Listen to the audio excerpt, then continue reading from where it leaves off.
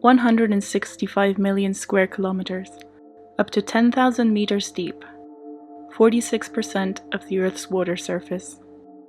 The Pacific Ocean is the largest and most daunting mass of water on our planet. Despite its name, its waters can be far from peaceful, and it has claimed thousands of lives throughout history. During its lifetime, it has also been home to many mysteries that remain unsolved, secrets that remain hidden within its vast waters. Our story today takes us to Hawaii, where over 40 years ago, 5 men decided to spend what seemed like a calm, peaceful day fishing and made their way to sea aboard the Sarah Joe. However, the weather quickly turned, and a storm hit the islands, and neither the men nor the Sarah Joe ever made it back. After months of unsuccessful searching, it seemed that both men and ship simply hadn't made it through the storm, and had passed away somewhere in the Pacific Ocean's waters. However, nearly a decade later, during a wildlife expedition in the Marshall Islands, over 2,000 miles away from Hawaii, the Sarah Joe was found. Not far from the boat, a single grave was located containing remains which would later be confirmed to belong to one of the disappeared fishermen. But the mystery doesn't stop there. 3 years earlier, that same island had been searched for a different expedition, and neither the boat nor the grave had been there. So, where was the Sarah Joe for all those years? And how did it end up washed up in an island 2,000 miles away so many years later? What happened to the other 4 men? And most importantly, who dug that grave? Some theories have been formulated through the years to try and explain this mysterious case. Today we're diving into them, to try and understand what happened to the Sarah Joe and the 5 men aboard.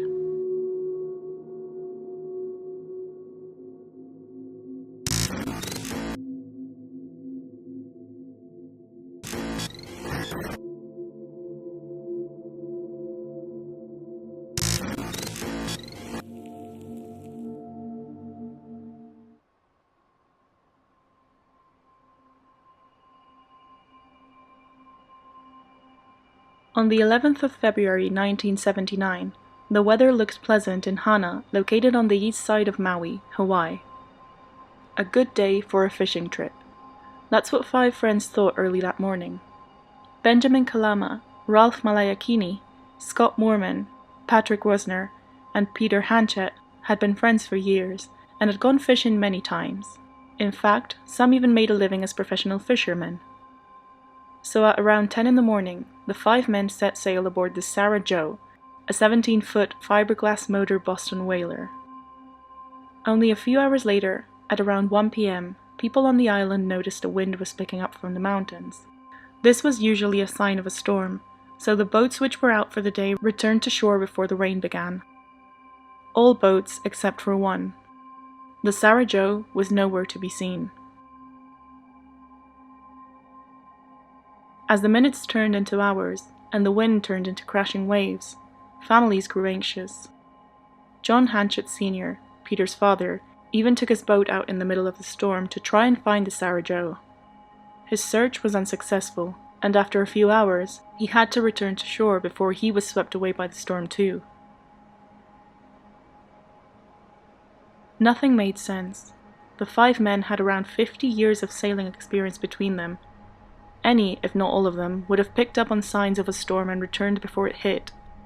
So why hadn't they? Had it been too late? The day turned into night as the families kept staring out into the furious ocean, hoping to see any sign of the Sarah Joe and its 5 occupants. But the boat never made it back.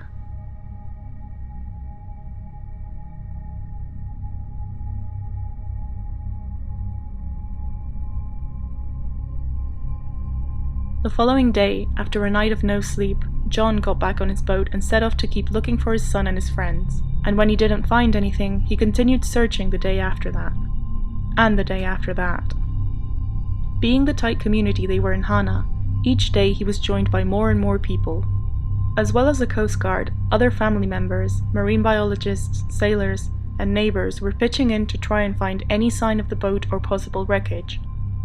For 5 days, they all searched relentlessly, But as well as the time that had gone by and the endlessly moving currents, they were faced with more challenges. The Sarajevo was painted a light blue and white color, so the boat they were searching for was the same color as the ocean they were searching in, making any sightings much more difficult.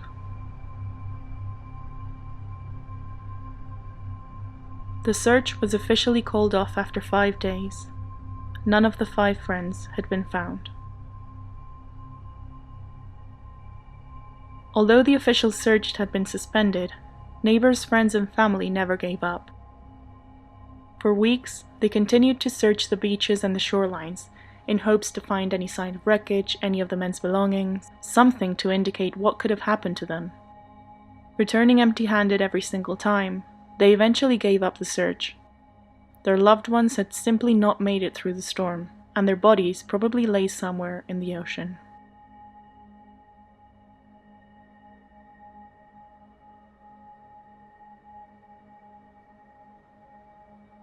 In September of 1988, nearly 10 years later, John Norton, marine biologist, was on a wildlife expedition with his team.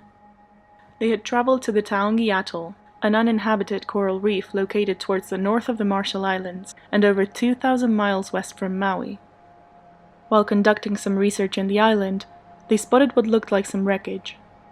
Upon closer inspection, Norton was able to identify some of the registration numbers, recognizing the boat was most likely registered in Hawaii.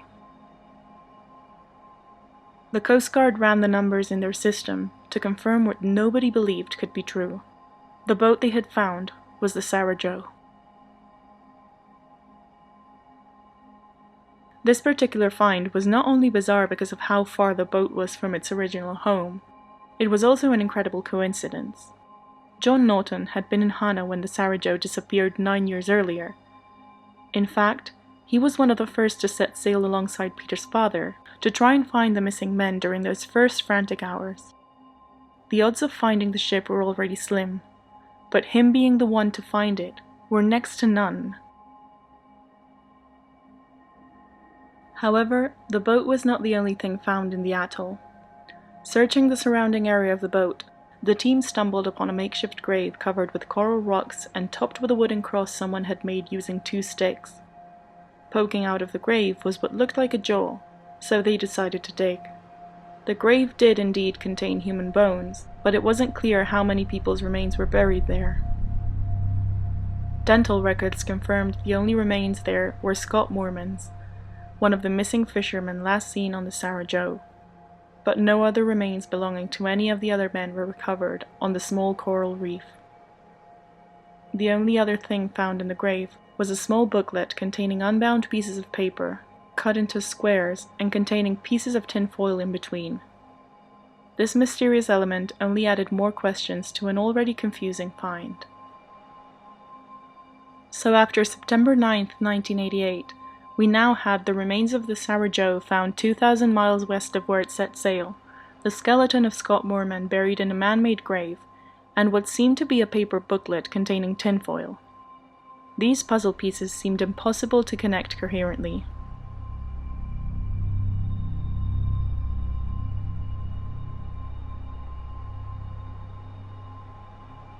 Reasonable questions were asked. What happened to the other 4 passengers? How did Scott end up washed up in this atoll? Was he alive when he made it to land? How did he die? Who buried the grave? And what did the booklet mean? Regarding the grave, experts brought up some theories, the most popular one being that he was found by fishermen and buried there. The area where the atoll is located was commonly exploited by Chinese fishermen who fished there illegally. It's possible some of them had come across the boat or the body. Whether it was at sea or already at shore is unclear. They had decided to bury him without reporting it, since that would get them in trouble for fishing with no permits. This would also give context to the booklet and the tinfoil, since it could be a part of an ancient burial ritual in which loved ones are buried with pieces of paper in square shapes, some with metallic pieces added onto them, to symbolize good fortune in the afterlife. Up to this point, the theory seems to hold itself together. The 5 men were caught in the storm. Benjamin, Ralph, Patrick, and Peter fell off the Sarajevo at some point, but Scott managed to hold on, either by luck or because he had tied himself to the boat to try and wait out the storm. But after fighting it, he either died on the boat but never fell off because he was tied, or he actually managed to sail the boat all the way to the Taongi Atoll. Either way, he was found by some Chinese fishermen who illegally fished in the area, and was buried but not reported by them. It seems plausible, right? Well, there's one last piece of information which makes this whole theory crumble.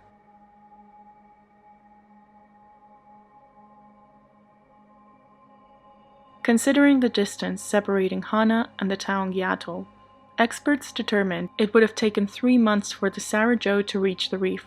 This would place it there sometime along spring and summer of 1979. However, in 1985, the US government had conducted a geological survey of the atoll as part of research in the Marshall Islands. The tiny 3.2 square kilometer reef was studied and combed for the survey, and no reports or records show any ships being found. So, if the boat was lost at sea in 1979, and it would take only 3 months for it to drift to Taongi, but nothing was found in 1985 when biologists studied the atoll, it means the boat would have reached land sometime between 1985 and 1988 when it was found. So if our calculations are correct, there are 6 years where the location of the boat is a complete mystery. 6 whole years during which nobody saw the boat, nobody picked up a signal, nobody saw any sign of it, nothing. What happened during those 6 years? Was Scott alive or dead? And how did it just drift on the Pacific Ocean for years and years with no other ships, aircrafts, or the Coast Guard seeing it? The story of the Sarajevo and what happened to Scott, Benjamin, Ralph, Peter, and Patrick is still a mystery. Although no foul play is suspected, the unanswered questions and the mysterious gap in which the boat may have just been drifting in the massive waters of the Pacific Ocean are enough to keep anyone up at night. Scott Moorman's family was able to say goodbye and gain some closure. However, 4 other families still haven't been able to put their loved ones to rest. The 5 men are remembered in Hana by a commemorative plaque at the Hana Bay, as well as another one in the Taongi Atoll, and their story is one which deserves to be told. Thank you for joining me for another video. If you enjoy these stories, please subscribe to the Back of the Archive and leave a comment down below telling me your thoughts on this one. I really appreciate all of your support. I'll see you in the next video.